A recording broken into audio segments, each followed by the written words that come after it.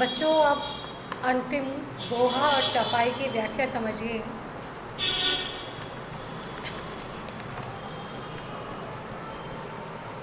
देखी विपुल विकल वैदेही निमश विहार कलप सम तेहि त्रिषित बारी बिनु जो तनु त्यागा मुए करई का सुधा तड़ाना।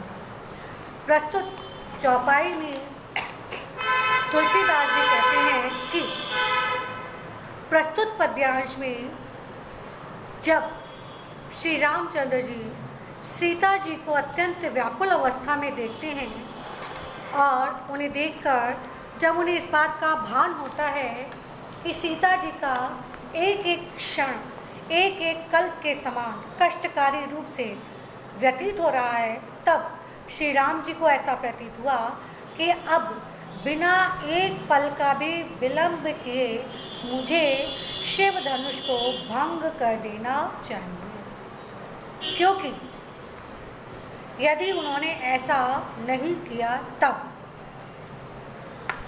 त्रिषित बारी बिनु जो तन त्यागा मुए करे का सुधा तड़ागा।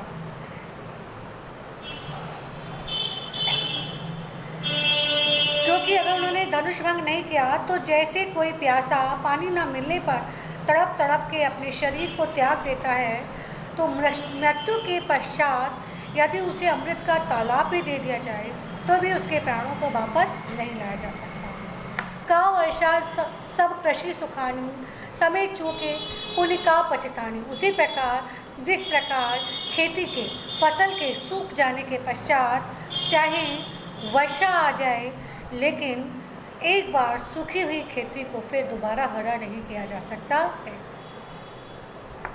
अस जिए जानी जानकी देखी प्रभु पुल के लखी प्रीति विशेषी।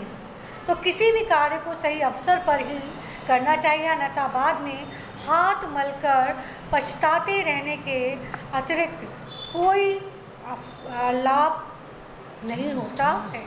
ऐसा हृदय में विचार कर प्रभु श्री राम जी ने सीता जी की ओर देखा। अपने प्रति उनका विशेष अनुराग देखकर प्रभु श्री राम अत्यंत प्रसन्न होते हैं और मन ही मन उन्होंने अपने गुरु विश्वामित्र को प्रणाम किया और अत्यंत शीघ्रता के साथ शिव धनुष को उठा लिया। दमकऊ दामनी जिमि जब लरऊ पुनि नव धनु मंडल संभयऊ।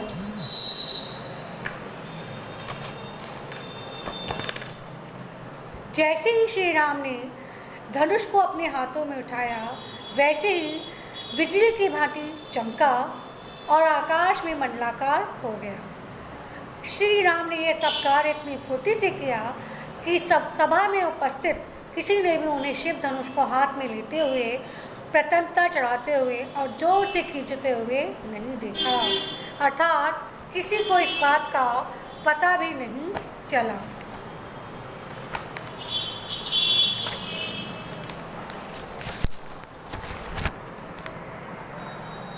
तेजन मध्य राम मध्य धनु तोड़ा भरे भुवन धुनि घोर कठोरा छंद भरे।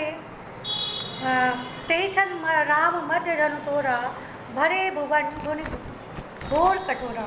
उसी क्षण श्री राम शिव धनुष को बीच में से तोड़ देते हैं।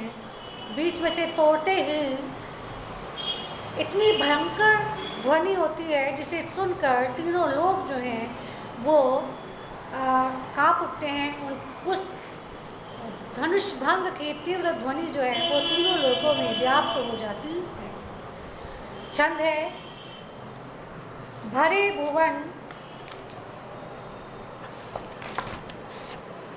भुवन घोर कठोर रव बाजी तजी मार्ग चले चित्रय दिग्गज ढोल में यही खोल खोरुम कलमले सुर असुर मुनि कर कान दीने सकल विकल विचार हो दंड खंड्यो राम तुलसी जयति वचन उचार।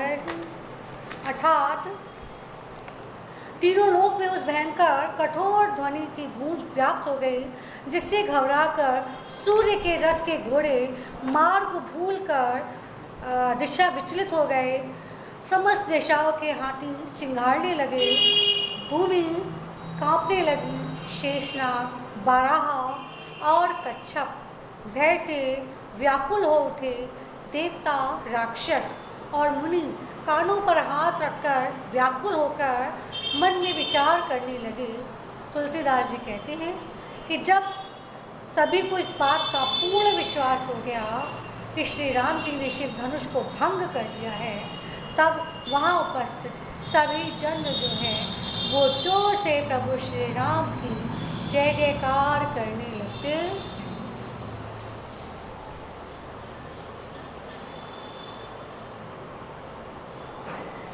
अलंकार है, अलंकार सुन लीजिए। विपुल विकल वैदेही करई का जिस जानी भरे भवन खा रवि कौन कुलम विकल विचारे। और प्रभु पुलके में व का जा भारा और वहाँ वर्ण की आवृत्ति के कारण अनुप्रास है। दृष्टांत अलंक है, दृष्टांत अलंकार है। कृषित वारी बिनु जो तनु त्यागा। अतिशयोक्ति अलंकार है क्योंकि यहाँ पर शिव धनुष के भंग होने का अत्यंत बढ़ा चढ़ा कर वर्णन किया गया है।